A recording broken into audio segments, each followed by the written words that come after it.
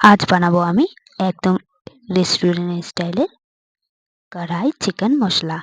এর জন্য আমি এদিকে চিকেনটিকে ভালো করে ধুয়ে নিয়েছি আর দিয়ে দিয়েছি নুন, হলুদ, বড় চামচের 1 চামচ সর্ষের তেল। এবারে চিকেনটিকে আমি ভালো করে এর সঙ্গে মেখে নেব।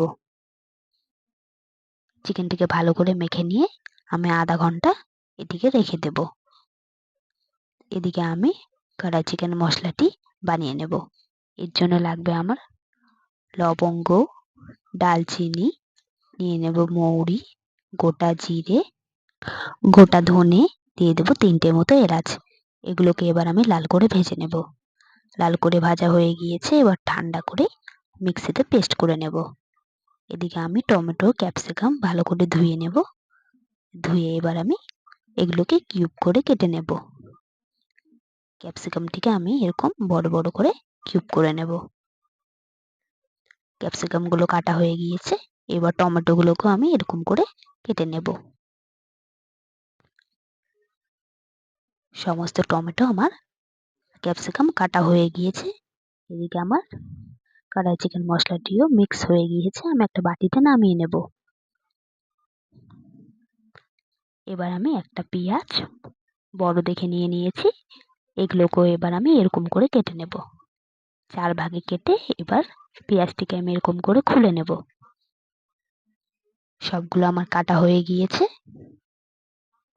এবার যে মশলাটি করে রেখেছি এখানে আমি দিয়ে দেবো গোলমরিচের গুঁড়ো। এবার ভালো করে মিশিয়ে নেব। এবার চিকেনটিকে বানিয়ে নেব। এর জন্য আমি কড়াইয়ে দিয়ে দিয়েছি সর্ষের তেল। তেলটি গরম হয়ে গেলেই কুচো পেঁয়াজ দিয়ে দেব। পেঁয়াজটিকে আমি লাল করে ভেজে নেব।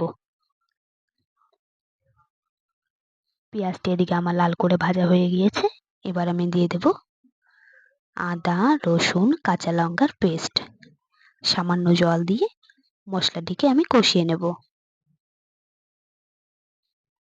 ভালো করে কষিয়ে নিতে হবে যাতে এতে কাঁচা গন্ধ না থাকে। মশলাটি কষে গিয়েছে, এবার আমি দিয়ে দেবো এতে টমেটো পেস্ট। সামান্য জল দিয়ে দেব। এবার দিয়ে দেবো স্বাদ মতো নুন, হলুদ গুঁড়ো, ধনে গুঁড়ো আর যে ভাজা মশলাটি করে রেখেছি ওটা দিয়ে এবার ভালো করে নেড়ে নেব। নেড়েই আমি যেই চিকেনটি নুন হলুদ দিয়ে মেখে রেখেছি ওটা দিয়ে দেব। ফ্যাটানো টক দই দিয়ে দেব। সামান্য জল দিয়ে দেব। এবার চিকেনটিকে আমি আবারও ভালো করে কষিয়ে নেব। মাঝে মাঝে নেড়ে দেব যাতে চিকেনটি নিচে লেগে না যায়। চিকেনটি থেকে আমার তেল ছেড়ে দিয়েছে, চিকেনটি আমার এখানে কষা হয়ে গিয়েছে। এবার দিয়ে দেব পরিমাণ মতো জল যাতে চিকেনটি আমার সেদ্ধ হয়ে যায়। এবার আমি ঢাকা দিয়ে দেব। কিছুক্ষণ পর ঢাকা তুলে নেব। চিকেনটি দেখো আমার এখানে সিদ্ধ হয়ে গিয়েছে। এবার ঝোলটিকে কিছুটা কমিয়ে আমি চিকেনটিকে কষা কষা করে নেব। এদিকে হতে থাক, এদিকে আমি আরেকটা প্যানে দিয়ে দেব সাদা তেল।